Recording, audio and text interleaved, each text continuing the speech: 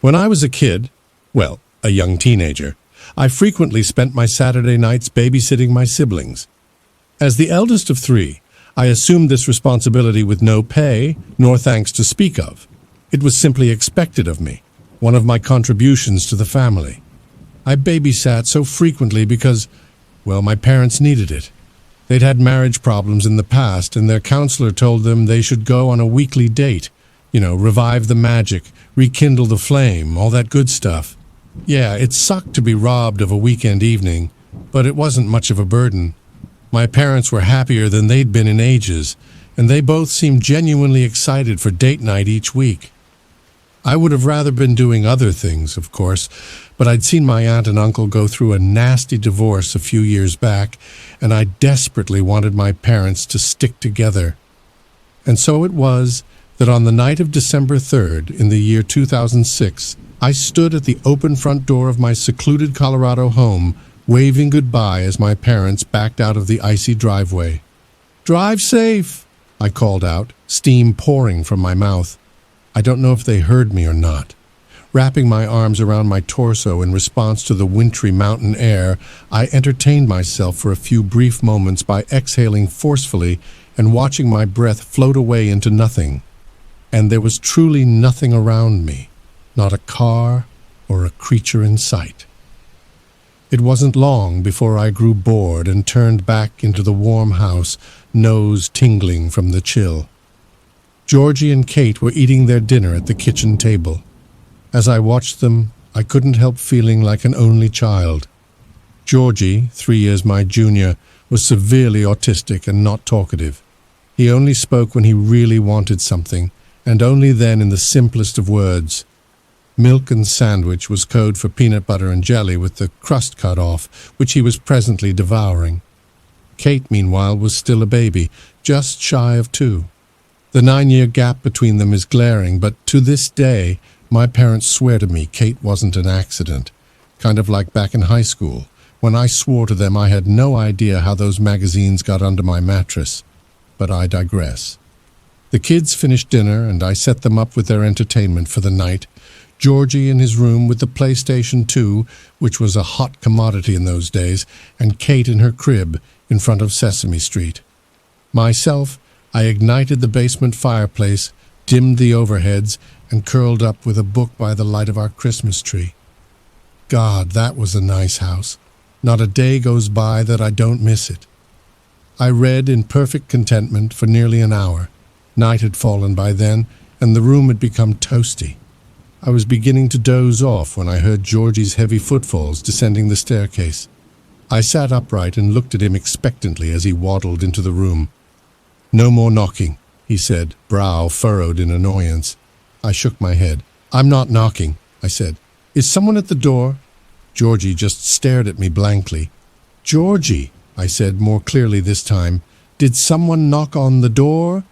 "No more knocking," he repeated. "Knocking on window." "Knocking on window?" I stood up, now wide awake. "Georgie, is someone knocking on your window?" "No more," he replied simply. I stood in silence for a moment, unsure of what to do. It was probably just one of my friends playing a prank, I thought, but being alone in a house that big makes you a little jumpy. My mind started to race through the situation.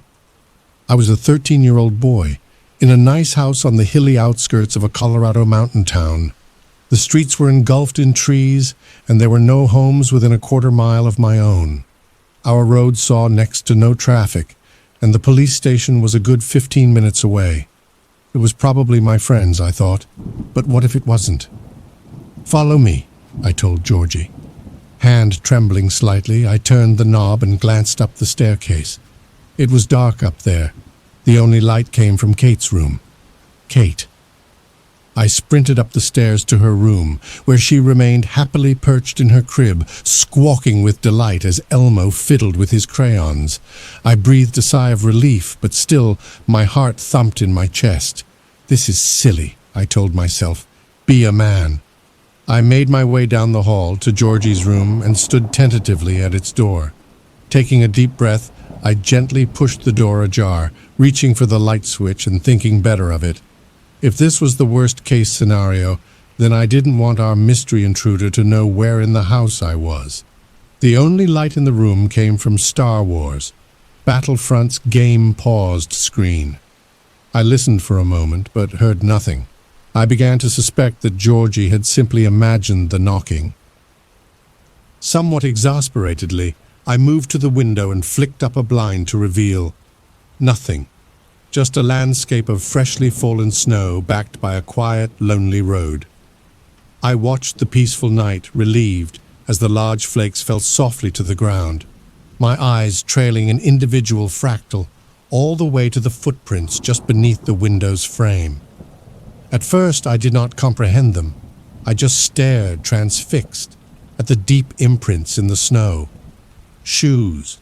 A man's shoes. None of my friends wore the size, of that I felt sure. I traced them backwards from the window to the sidewalk, from whence this intruder had evidently come. But where did they lead? It was a bright night. The moon shone proudly between the clouds. My eyes followed the steps across the front yard, but once they passed behind the giant pine, they disappeared. My heart leapt to my throat. Whoever had walked behind that tree was still there. In panic, I quickly backed away from the window. Georgie, sensing my fear, began to whimper. "No, no, no, shh," I muttered, desperate to keep him quiet. I flicked the television off and led Georgie out of the room.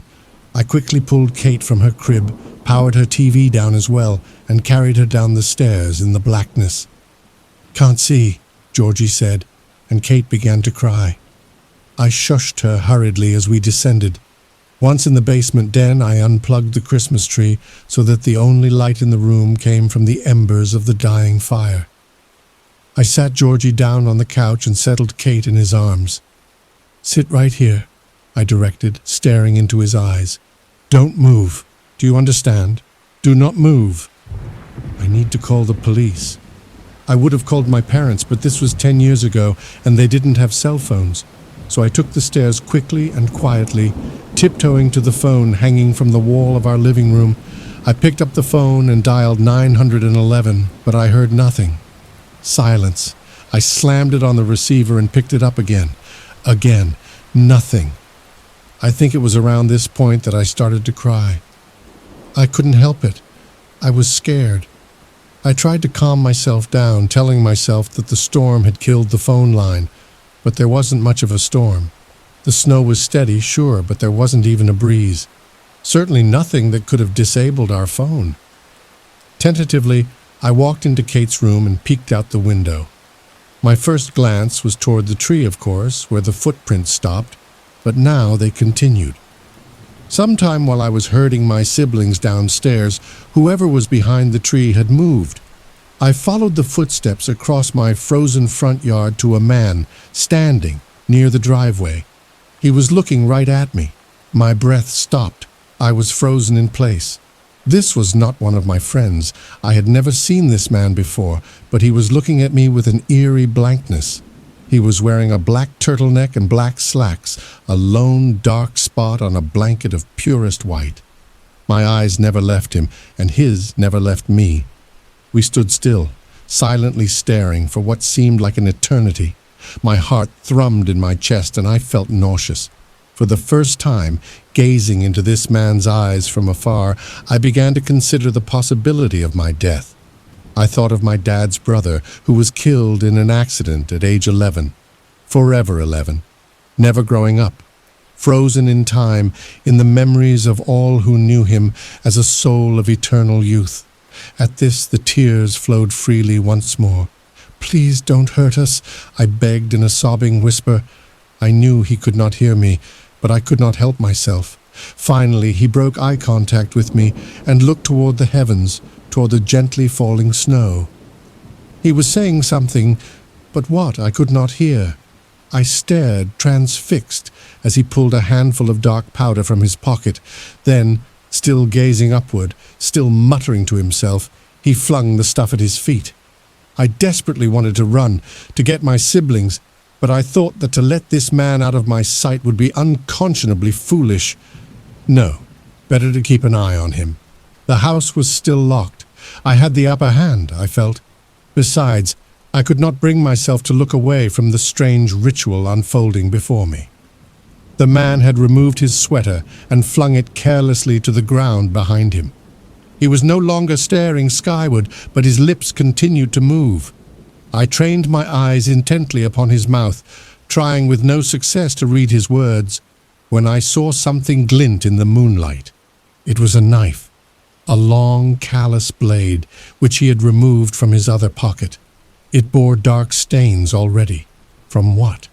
I covered my mouth to hush a scream as the man, still muttering to himself, ran the edge of the blade along his pale, distended stomach. A thin red line appeared along his abdomen, and blood of the deepest shade began to dribble from the wound. The streams trickled down his belly and fell ungracefully upon the black powder at his feet. At this, the man stared skyward once more, face contorted in a gruesome smile. He was sobbing uncontrollably, and mucus ran freely from his nostrils, but he looked happy, beyond happy, elated. My stomach churned in revulsion. This man was in ecstasy. I watched, almost entranced by this bizarre unfolding, when the man's face changed suddenly. He looked directly at me once more, and his eyes appeared unhinged. Still clutching the knife, he began to sprint directly at my window. I took one look at the weapon this man brandished and instinctively fled the room. I slammed the door shut behind me and was halfway down the stairs when I heard the window shatter. The man screamed loudly in pain as I reached the basement. I locked the door behind me and ran to Georgie and Kate. "No more screaming," Georgie pleaded. No more screaming," I agreed in hushed tones, stroking his hair in an effort to calm him down. Kate, meanwhile, seemed happy as a clam. I strained, listening intently. Is he inside the house? I still clung to some naive hope that he had injured himself on the glass and had retreated, or perhaps he had been weakened by his self-inflicted wound. Finally, I heard it. The subtle but unmistakable sound of footsteps upstairs. He was indeed inside the house, and by the sound of it was trying to be quiet. I silently guided Georgie and Kate into a storage closet and closed the door behind us, manipulating the handle to make as little noise as possible. We stayed there for about 5 minutes, listening to the ceiling creak threateningly above us. Then I realized, I don't know why it took me so long, that we were not trapped. We still had a way out. I saw in my mind's eye a window well in the bathroom down the hall, the only access our basement had to the outside world. Almost as if on cue, a frustrated scream echoed from above, followed by a tremendous crash. He had pulled something to the ground, perhaps the entertainment stand or maybe the hutch. "He's here!" the man shrieked hysterically. "How dare you hide from him?" To this day, I don't know who he was talking about, but it was at that moment, the moment I heard him begin to descend the stairs, that I made my move. Holding Kate in one arm and guiding Georgie with the other, we began our flight down the hallway. As we reached the bathroom, I stared fixedly at the window near the ceiling. It would be a tight fit, but we could make it. I flung the window open, stood on the toilet, and placed Kate gently in the shallow window well. Then I stepped off and told Georgie to get on. "Yucky gross, no standing on toilet," he said, looking embarrassed. I heard the man fumble with the locked handle at the base of the stairs. Time was running out. I'm not proud of what I did next, but it was the only way I could think of to get Georgie to cooperate. I smacked my brother roughly across the face and grabbed him by the shirt with both hands. "Georgie, get on the fucking toilet!" I snarled at him, the first time I had ever said that word. He began to wail in pain and surprise, but he did step onto the toilet all the same. "Climb out the window!" I directed in a harsh tone, and as he grabbed the ledge, I used all the strength I could muster to help push him up. Once he almost slipped back down, almost, but he was stronger than I thought he was, and managed to pull himself back up. With both of my siblings safely in the window well, I climbed on the toilet one last time and gripped the edge of the windowsill. As I clambered out myself, I heard a raucous crash. The man had broken down the basement door. With one last hoist, I pulled my legs up through the window and shut it quietly behind me. As I helped my siblings out of the well, I heard one last anguished shout from the man, muffled through the pane of glass. "Why are you hiding from him?" "Cold!" screamed Georgie, as I led him barefoot through the snowy grass. In panic, I shushed him, but it was no use. He and Kate were both crying quite loudly by this point. My only hope was to get them as far away from the house as possible. I heard a distant crash from inside the house, and I quickened our pace. Feet numb, I sprinted through the yard to the sidewalk and practically had to drag Georgie onto it. "Bathroom light on," he said pleadingly. He was obsessive about turning off lights and electronics before leaving, and he was correct. We had left the bathroom light on in our haste. I ignored him and rushed us down the frozen pavement, stepping on sharp rocks and sticks and not even comprehending it. Adrenaline surged through my veins. I didn't know what we were headed toward. All I knew is what we were headed away from. The snow was falling much harder by this point. I could already see it collecting in a pile on Kate's head. Her nose was beet red and dripping with snot. I needed to get her inside. But where? I looked ahead and saw a light off in the distance. The Garland's house. I'd said maybe a grand total of 6 words to Mr. and Mrs. Garland my entire life. But that was our one option. It was in their house that we would seek refuge. My house was now around the corner and out of sight. But I did not let up the pace until Georgie tripped on something and landed in a dark puddle. "Hey!" he screamed indignantly, looking back at his stumbling block. In the glow of the distant streetlight I could see Georgie had fallen into blood. A dead man lay face up and eyes open on the sidewalk. Snow had fallen onto most of him, and he had been mostly invisible until Georgie's feet had connected with his midsection. I remembered the dark stain I had seen on our intruder's knife. "Come on," I pled, wrenching my eyes away from the grisly scene as I pulled Georgie to his feet. We ran for another 60 seconds maybe, and finally reached the Garlands' front door. The window into their parlor was open and a fire was roaring. Mr. and Mrs. Garland sat drinking tea in cozy armchairs. I pounded ferociously on their door. They answered together, utter bewilderment stamped on their faces. I handed Kate to Mrs. Garland and collapsed into tears. The police arrived at my home 15 minutes later and apprehended the man, unconscious, lying in a crumpled heap on the floor of our basement bathroom. They discovered him with a fractured skull, many deep lacerations from the window of Kate's room, and intestines partially protruding from the wound on his gut. He had slipped in his attempt to climb where we had climbed, hit his head, and knocked himself out. Apparently he confessed under questioning that he was a member of a strange cult. A cult which, as far as anyone can tell, does not even exist. He claimed to have been taking part in a ritual which required the sacrifice of a pure soul, and my autistic brother had been his target that night.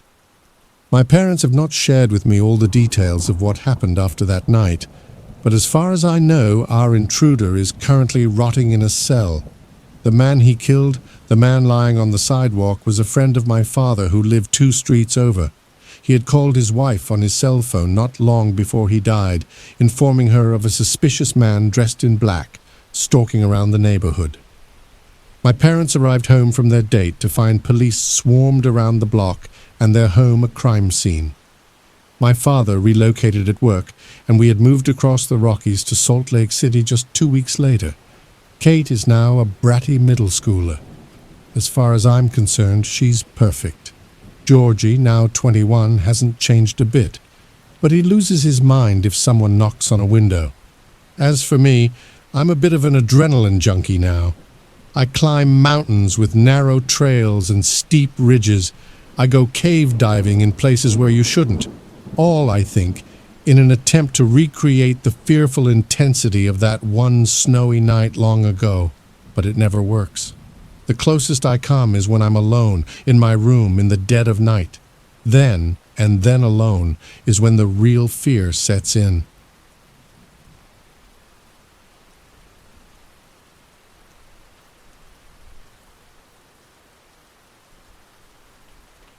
I inherited this from my mother and her parents. My mother's nightmares are warnings of death for family members. She dreamed the entire funeral of her second husband before it happened. The only thing different was the body in the casket. She wasn't allowed to see who was about to die, but she got details of what her dad would wear and her sister-in-law walking up to her with a plate of chicken. The dream and death happened in 1987. Each time before a death in the family, she'd dream of two teenage boys sitting up in caskets looking at her, and it scared the wits out of her. All of my life I have had dreams of dead people trying to get to me. When I was young, I had dreams of entire cemeteries opening their graves so the dead in their varying forms of decay could stalk me. I always run for my life in these dreams and then wake up. But sometimes they get me and start biting at my hands for some strange reason. I had a freaky dream several years ago about Queen Elizabeth II being a skeleton that was biting my hands, and when I screamed myself awake later, I heard that her royal hand washer had died that very day. Just this past January, I dreamed that my brother and I were in the Statue of Liberty, and it was an apocalypse type of scene, and the statue was tilting forward and being destroyed. The next moment, my brother and I were running for our lives when we fell, and boulders smashed our legs to the bloody bones. I woke up, and in the mail that day, I had gotten stickers of the Statue of Liberty. I flipped out. Then in March, I found out that our mother had to have part of a leg amputated to save her life. Geesh, I could go on, but yes, I have warning dreams.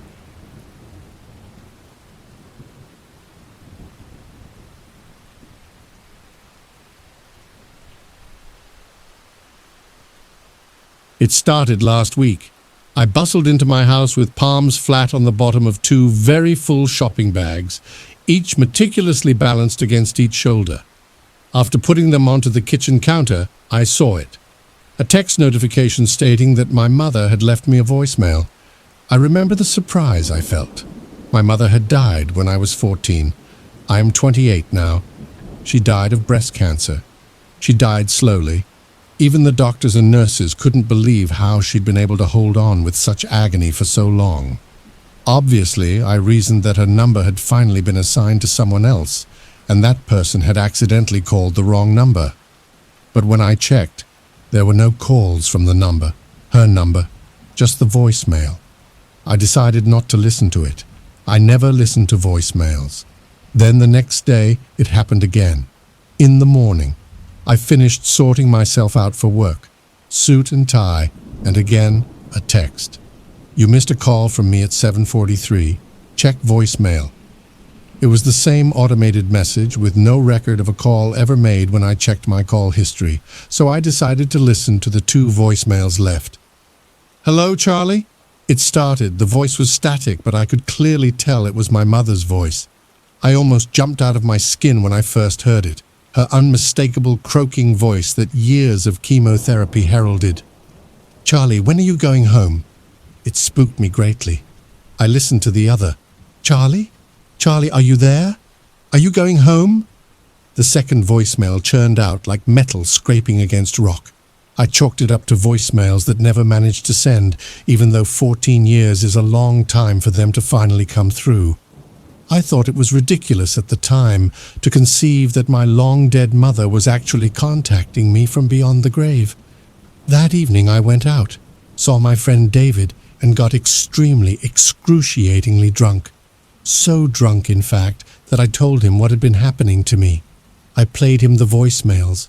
You should call her, he hiccuped out, sniffling and rubbing his beet-red nose. So I did. Of course, the person on the other end didn't pick up. The phone beeped and then went to voicemail. Leave a voicemail, he ordered, hiccuping again. I don't remember what I said. Probably some choice words and a request to leave me alone. I mean, at the time, I still didn't think it was her, my mother. The day after, I received several texts notifying me of missed calls and voicemails left. Once again, no calls, just the voicemails. I remember how my head pounded against my skull, further ushering me into fits of annoyance at the sheer gall of this stranger to continue to harass me under my mother's name. So I listened. With each one, The same garbled, grating audio persisted, albeit even harder to distinguish than before. "Charlie, are you there? Are you going home? Charlie, don't you dare speak to me like that. I am your mother. Listen to me, Charlie. Charlie, please don't go home, Charlie." The speech became more garbled. 236 Gospel Tree Road. I am Mother Charlie knows where you are. At that last one, my body froze over, cold beads of sweat trickling down my back. The hangover didn't help my anxiety, and I ran to my bathroom to grab my medication, lorazepam. I felt sick. What was I supposed to do? Do I call the police? I knew how the stalking laws work. Until there's an actual threat, the police can't do anything. At that point, all I knew was that whoever it was on the other line, masquerading as my mother, knew where I lived. So I did the only thing I knew to do. I called my dad. Well, my stepdad, but I called him Dad. My dad and I have a strange relationship. My mother was not a nice woman who often berated my dad for being subpar, in her quote-unquote extremely humble opinion. She was a controlling, conservative woman who, as she grew sicker, became less and less tolerant of my dad's more erratic and free-spirited nature.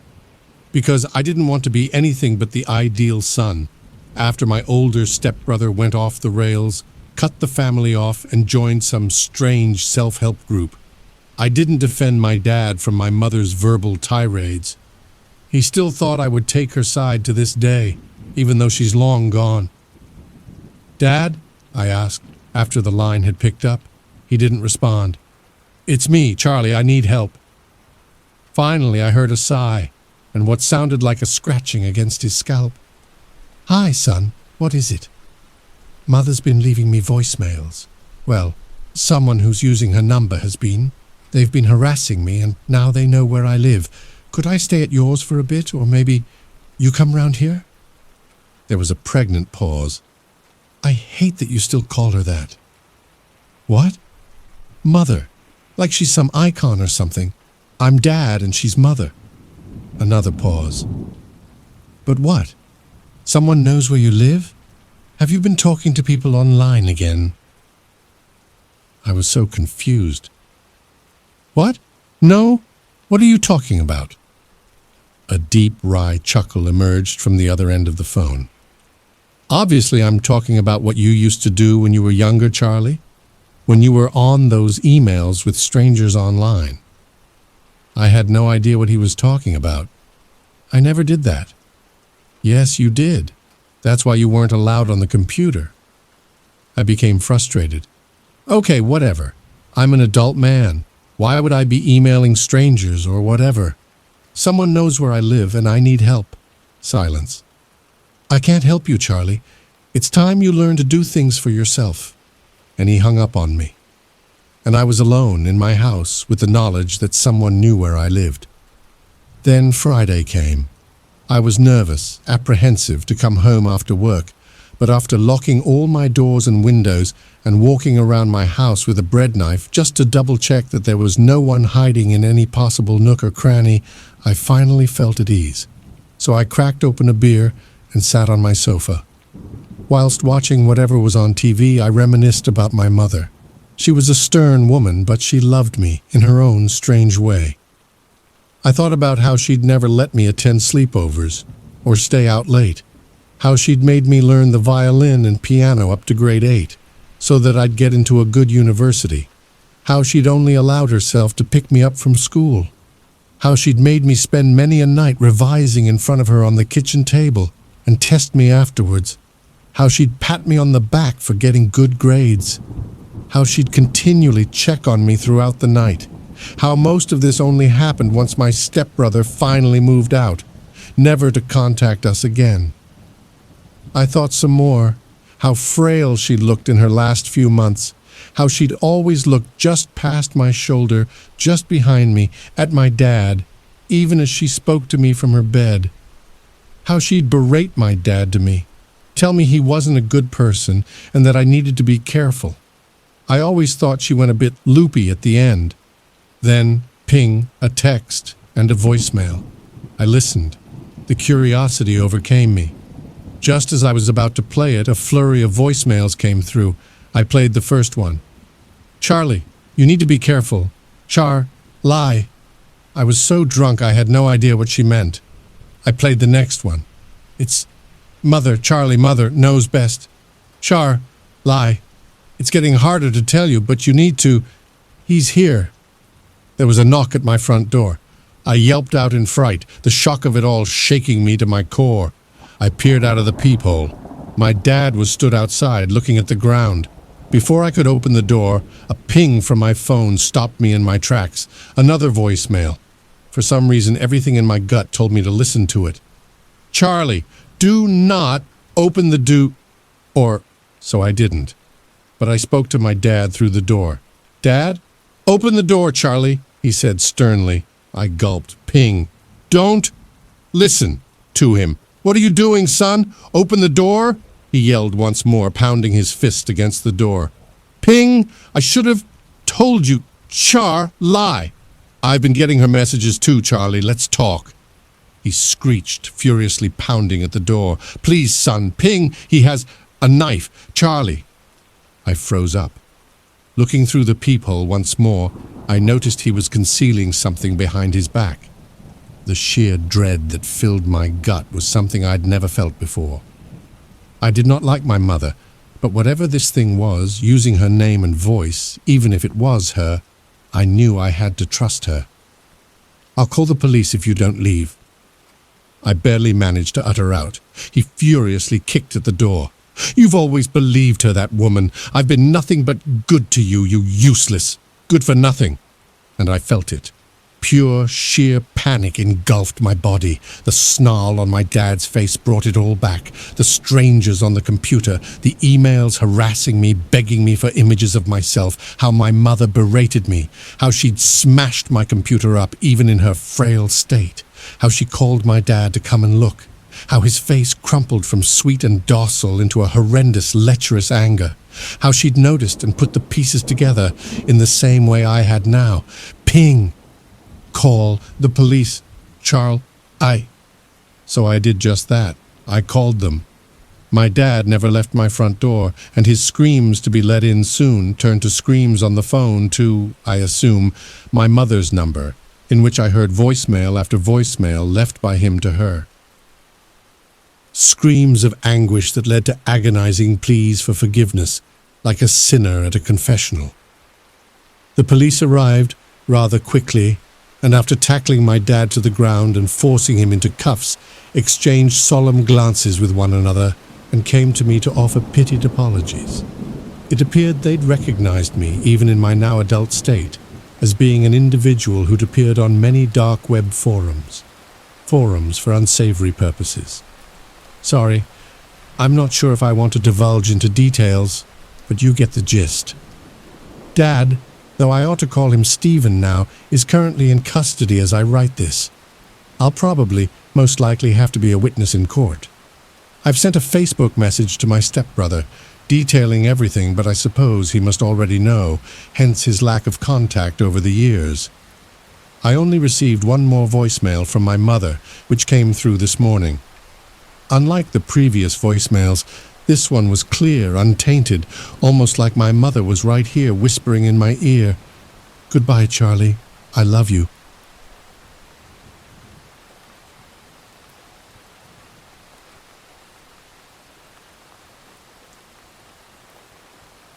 The screams echoed through the trees. I couldn't tell if they were human or animal. All I knew was they were loud, which meant they were close.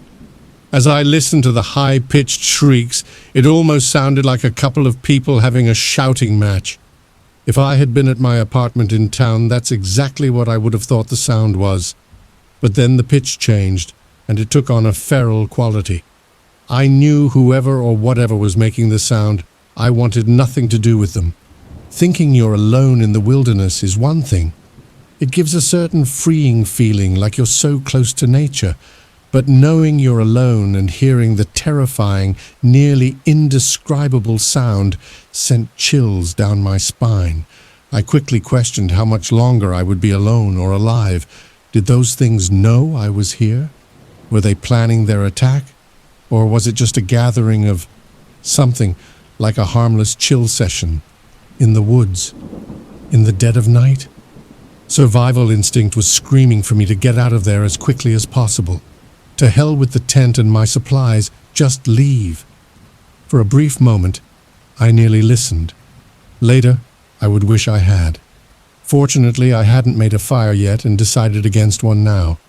If by some miracle those things didn't know I was here, a fire would draw them in like flies to, well, something I didn't want to be in. Even though the screaming was still going at a fever pitch, I quietly snuck into my tent and zipped it shut, as if some flimsy material would magically keep at bay whatever beasts were raging out there. Searching through my pack, I found my Swiss Army knife and kept it firm in my grasp as I lay down on my sleeping bag. I didn't dare settle in for the night. Sleeping through being attacked by wild whatevers and torn to shreds can be bad for my health. As I lay there, eyes wide, listening to the horrible shrieks that seemed to come from everywhere, they suddenly stopped. At first this was a relief, but when the sound stopped, so did all other noises of the forest. It was as if someone had hit the mute button on all of nature. I heard a loud thumping sound that sounded like drums beating faster and faster until I realized it was my heart. Trying to calm myself so I didn't have a heart attack on the spot was a challenge. I tried to think of calm, blue oceans and sunrises, of beautiful things that had nothing to do with the situation I was in. Apparently, I did my job too well. I don't remember falling asleep, but I remember waking up in a panic. Jumping up, I looked all around for the beasts that were coming to get me, when all that stared back at me were the contents of my backpack and the four walls of the tent. I allowed myself to take a few deep breaths. It was morning. The sun was up and the birds were singing. I took both of those as good signs. Being alive was a bonus as well. It was decision time. Do I pack up and cut my trip short by 2 days? Or do I write off last night's incident as a rare occurrence and not worry about it today in the daylight as the sun's rays bathed me in warmth? It's funny how fear manifests itself so much stronger at night. Last night the forest seemed like the most horrifying place I'd ever been. Today it looks like all the beauty of nature is spread out before me. I couldn't imagine anything bad happening in such a picturesque place. As I looked out over the clearing in the woods, I saw a large, dark spot that was moving towards me. I dove into my tent and emerged with a pair of binoculars. Peering through them, I saw the spot was a bear and it was headed my way. So much for nothing bad happening in nature. My plan of action was to hide and hope it went away or turn down another path before it got here. That plan didn't work out so well. Within 15 minutes, I could hear it snuffling around the campsite looking for something to eat. I hoped it wouldn't be eating fresh camper. The can of bear spray was firmly in my hand with my white knuckles clenching it. Having it was one thing, using it was another. That was my last resort. Spray and run. The sniffing got louder and I could see the bottom edges of tent being pushed in by a large nose. My knuckles grew a little whiter as I followed its progress along the edge and around the tent. And then there was a pause. A dreadful pause. The kind of pause that horrible decisions are born from. I was contemplating my own horrible decision when the sniffing started again, this time leading away from the tent. Breathing a cautiously optimistic sigh of relief, I opened the tent flap just enough to see the bear lumbering off into the woods. Again, I held a silent vote, just like the song said, should I stay or should I go? I'd only been camping up here once before, but I didn't remember it being this dangerous. Maybe I just got lucky last time. Not wanting my luck to run out, I packed up my tent and got ready to leave. The sun was already high in the sky, leaving me just a few hours to hike out what took me a full day to hike in. I looked for bear tracks to see which way it had left, but the ground was dry, so there was nothing to see. Crossing my fingers, I headed out on the trail, hoping it had gone some other way. It was easy going, making the terror of last night fade even more. I still kept a wary eye for the bear, though. No use in getting so caught up in nature that I ignore her dangers. After around an hour of walking, I found a large rock on the side of the trail and decided to take a break. Pulling out a granola bar and a bottle of water, I looked around as I snacked. There was a clearing in the woods and a rough path leading to it. It wasn't any official path, just one that happens when a lot of feet go the same way and tramp down the foliage. There was a faint whiff of smoke coming from the clearing, but I couldn't see exactly what was causing it. My curiosity wanted to see what was there, but my common sense said no way. In the end, curiosity fought dirty and said the smoke meant there had been a fire and the ashes could blow into the trees if the wind picked up and cause a wildfire. It was a good point, even though the wind was uncannily still at the moment. I took a quick look around to make sure the bear wasn't sneaking up on me, then started down the narrow path. The trees blocked out some of the light as I headed down the path toward the clearing, making me literally descend into darkness. It wasn't a good feeling. My eyes darted around looking for anything out of the ordinary, and I slowed my pace. Then suddenly the trees opened up, and daylight shone brightly on the clearing and the remnants of a fire with a wisp of smoke still rising. Whoever had made it had been dangerously uncaring about the safety of the woods. The fire sat right in the middle of a patch of grass, with no ring of stones surrounding it. My ire rose at the carelessness of this person. I found myself wishing very bad things on them when I noticed something else. There were splotches of red all around the fire. It was like someone had spilled red paint all around. It was strange. Why would someone bring paint out here to the middle of the woods? I stalked around the other side of the fire, looking for the answer to this mystery. Unfortunately, I found it. There was something pale sitting just outside the burnt grass of the fire. It was next to a splotch of red. I bent down and moved the grass to see more clearly. Picking it up, I saw it was a severed human toe. I dropped it and stood up like a shot. The red splotches made sense to me now. They weren't paint, they were blood. A chill ran down my spine. I suddenly felt very alone and surrounded.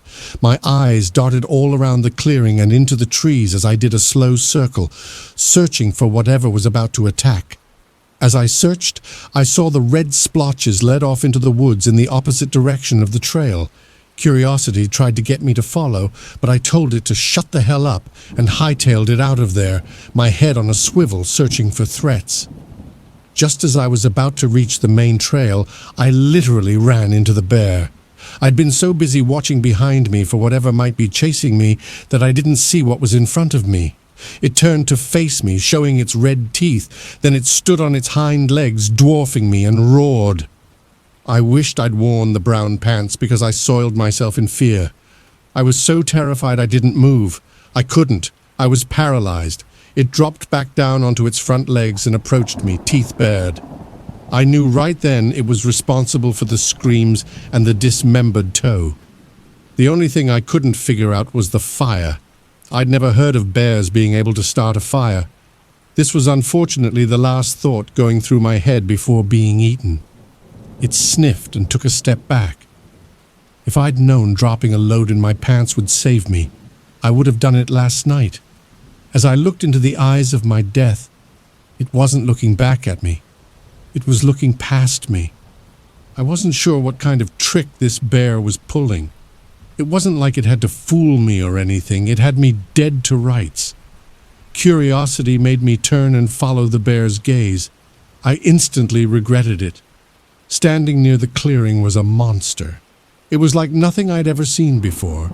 It stood on hind legs, at least 8 feet tall.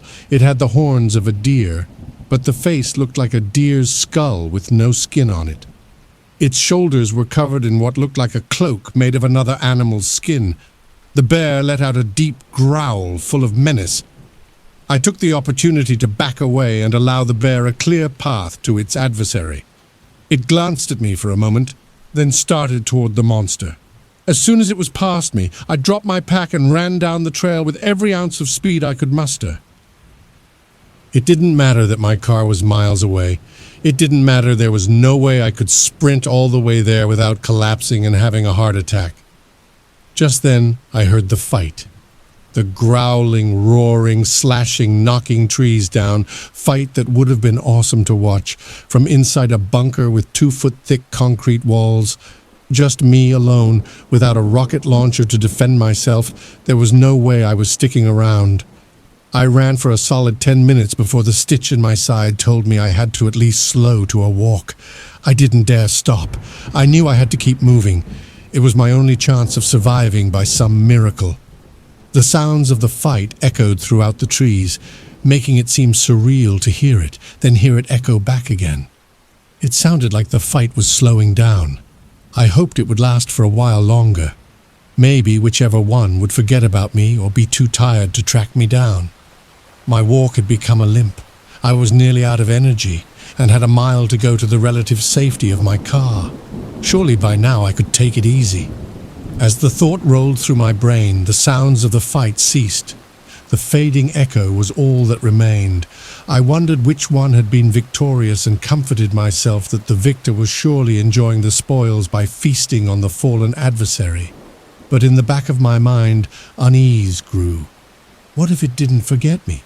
What if it was following me right now?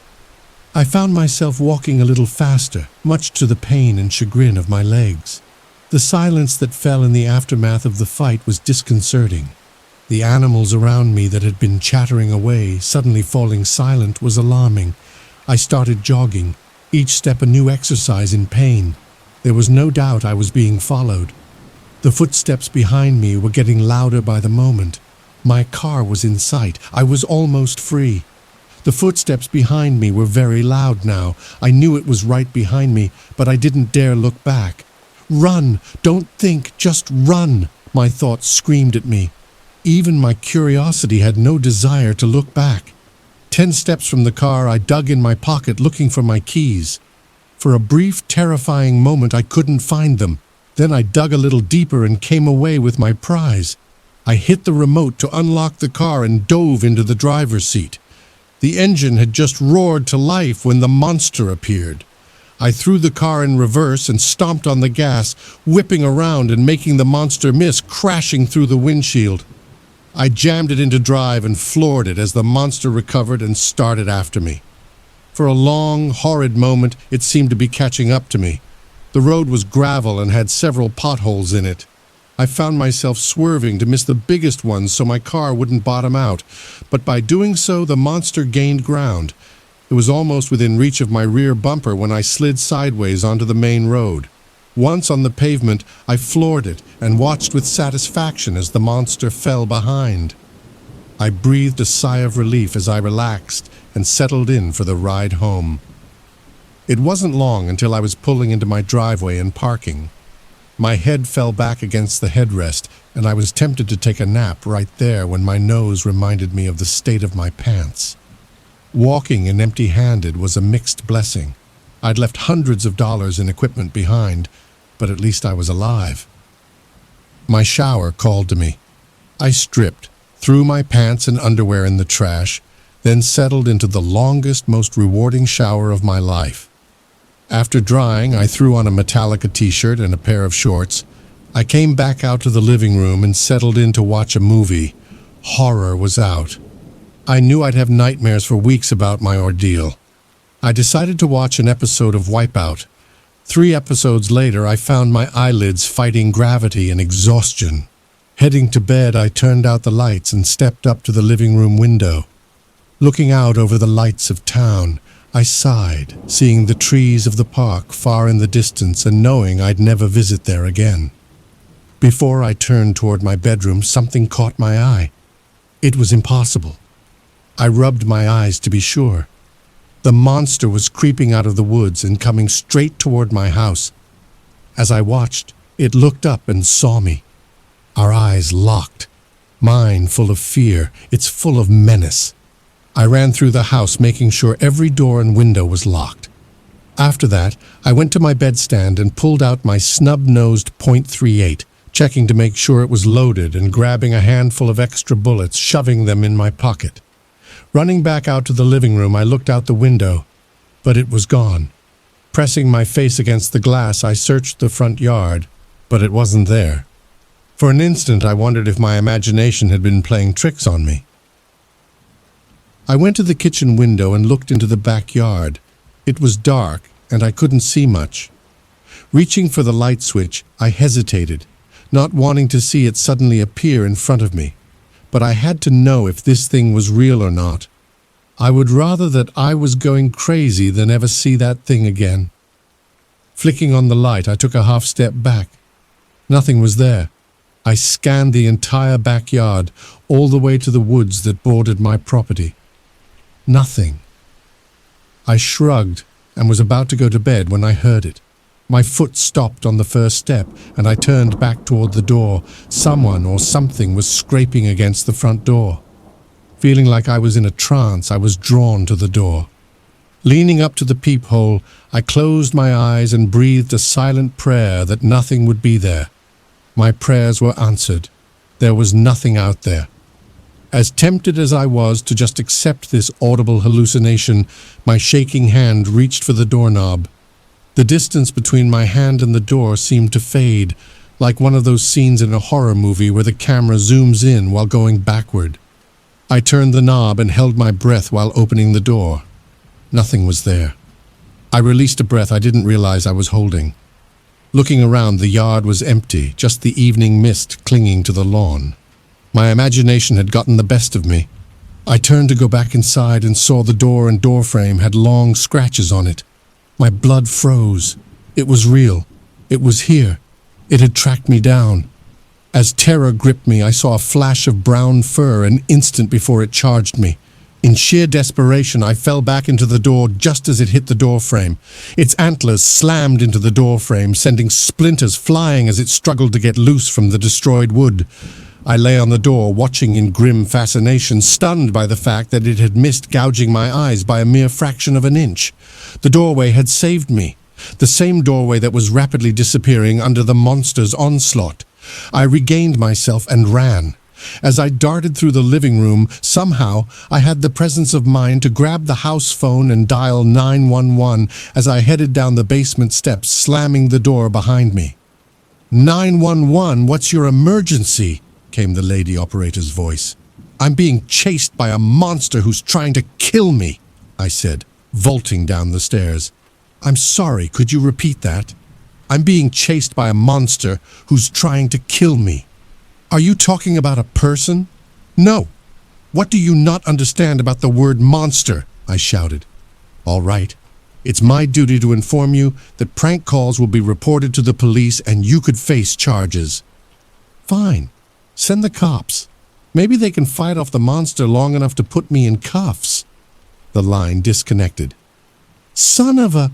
I said, as I heard the monster stalking around inside the house. I squeezed myself into the far corner between the wall and the oil tank and tried to be as quiet as possible. Barely breathing, I listened to its measured steps as it crept from room to room. The floorboards complained with loud creaks, telling me this thing weighed considerably more than me. I heard it turn toward the stairs and thought about making a run for the cellar door that led outside when my phone rang. Hello, I whisper-screamed, trying to be as quiet as possible. Is this the person who just called 911 about a monster? Yes, who is this? There was a pause as I heard the footsteps change direction. I'm from another agency, he said. Could you describe the monster for me? So you're from one of those 3-letter agencies that always say they don't spy on our phone calls? Could you describe the monster for me? It's huge, I whispered. At least 8 feet tall, covered in fur, and wearing the fur of another animal over its shoulders. Oh, and it has antlers like a deer. I heard a sharp intake of air. Where is it? I gave him my address. I meant, where is it in the house? It's on the first floor, and I'm in the basement, I whispered, but I think it's coming down here. Just then I heard the basement door open. Gotta go, I whispered, then hung up the phone. The basement stairs groaned under the weight. I hoped that the wood would collapse under the weight and it would fall, snapping its neck. No such luck. The stairs creaked as it continued to the bottom. I had to duck in this basement, so I was sure it was on all fours to keep from getting tangled in the rafters. My heart pounded. I struggled to keep my breathing quiet so I wouldn't give away my position. The chuffing of the monster's breathing was getting closer. I wanted to close my eyes, but had to know when it came close enough. Instead, I reached into my pocket and pulled out the gun, aiming it at the corner I waited. The skeletal snout appeared, but I didn't shoot. The shot would just bounce off of bone. I wanted to hit something more vital and hope that I might somehow survive. The rest of the bony skull made its appearance and went by without noticing me. Next came the neck and the rest of the body. I wasn't sure where this thing's vital organs were, so I held off, hoping that it might not notice me at all. Those hopes were dashed when it sniffed, then whipped around and stared right at me. I took that as a sign to shoot it in the chest. The gunshot was deafening, especially in such a closed space. My ears were ringing so loud I could barely hear the monster screaming and tearing my oil tank limb from limb, trying to get to me. I fired again, trying to hit any part of its body as oil flew from it, thrashing around. We were both covered in heating oil, and yet it still kept coming. 3 more shots didn't even slow it down. It was so close the muzzle of the gun was nearly touching it. I shoved the barrel in one of its eye sockets and pulled the trigger. The flame from the exploding gunpowder set the oil on fire. I don't know if it was that or the bullet bouncing around in its skull that made it shriek even louder. Flame engulfed its screaming form, making it look like a demon straight from hell. It ran out of the basement through the outside doors, bursting out into the open air and disappearing into the night. I was so relieved I didn't notice right away that I was on fire. The oil that had splashed on me had ignited when the monster caught fire. I tried to push my way out quickly, but the monster had shoved the tank closer to the wall, pinning me. The fire devoured the oil on my clothes and my bare skin, making me scream in agony as I tried in vain to get away from the fire. This was it. I would die this horrible, agonizing death, trapped in an inferno. The monster would get its revenge and not even know it. Maybe once it extinguished its own fire, it would come back and devour what was left of me, like a well-done steak. I must have been hallucinating. I could have sworn a cloud enveloped me just before I died. I woke in a white room with an annoying beeping sound that wouldn't stop. There was a smiling face sitting in the corner staring back at me, attached to a man I'd never met. "How you feeling?" he said, stepping over to the hospital bed. "Am I dead?" I rasped. "Not yet," he chuckled. "It was close, though. If we hadn't gotten to you when we did, you would have been a shish kebab." I tried to lean up, but pain put me back in the bed. "Yeah, you're not going to be taking any hiking trips for a while," he said. "You've got burns all over your legs that'll need some time to heal." "I'm never going hiking again," I said. "Are you the guy I talked to on the phone?" "Yeah. Do you mind telling me the rest of what happened?" he said, pulling out a pen and notepad. "Sure," I said, shrugging. "Since you saved my life, it's the least I could do." He pulled his chair over and got comfortable. "What happened to the monster anyway?" I said. He hesitated. "It got away, didn't it?" "Yeah," he said, lowering his head a little. "We lost the trail after it extinguished itself, but don't worry, we'll find it." I didn't comment on my opinion of the competency of government agencies out of respect for the man who saved my life, but suffice it to say I wouldn't be sleeping very deeply once I got back home. "Where would you like me to start?" I said. "The beginning is always a good place."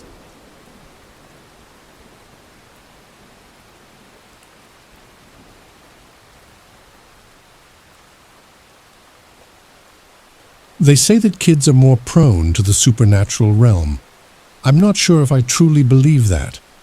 However, this is a true story about recurring nightmares I had as a child. I would always have these bizarre dreams where something demonic would talk to me through flames in my attic or a deep darkness within my home.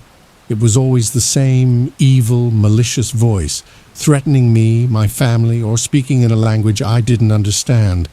This particular nightmare I'm about to share has stuck with me throughout my entire life. Get comfortable because it is a bit long. I was outside my house at night, which was unusual since I lived by the rule. When the streetlights come on, it's time to come in, or you will be grounded. I could see inside my house through the window. The lights were on and my family was sitting down for dinner. I watched them, confused as to why they didn't seem to notice or care about my absence. I started banging on the window to get their attention, to no avail. My friends at the time all lived a house or two away from my own. Suddenly, there was a swing set in the driveway. My best friend Kyle was swinging on it. I felt instantaneous relief because I was no longer alone, but I also knew that something wasn't right. I went over to him and sat on the swing set. He wasn't talking, nor did he even seem to notice my presence beside him. I kept trying to get his attention when I remembered the candy I had stashed in my backyard. Surely that would pull him out of his strange trance, I thought. I told him to please wait for me to go grab a surprise I'd saved for us. After getting no response, I ran to the place I really did have Starburst hidden from my parents. I grabbed it and started running back, hoping he didn't leave me out there alone. I stopped abruptly to see a vacant swing, still swaying back and forth. I was frozen with fear. He was gone. All the houses looked dark and locked up tight. I was facing the street as I watched in horror. Each set of streetlights went black, one set at a time, coming toward me. That familiar darkness, which I already knew held something evil within it. I ran back to my front door, repeatedly ringing the doorbell to my house as I watched the darkness closing in. I knew this would be the time it finally consumed me. I felt tricked and terrified. There was nothing I could do as it was coming right for me. The last thing I remember is closing my eyes before the last of the lights went black, accompanied by the sound of demonic laughter. Maybe it did find its way in that day. I never had another nightmare like it. Ever since then, I've always been drawn to dark things and occasionally get blindsided with debilitating depression.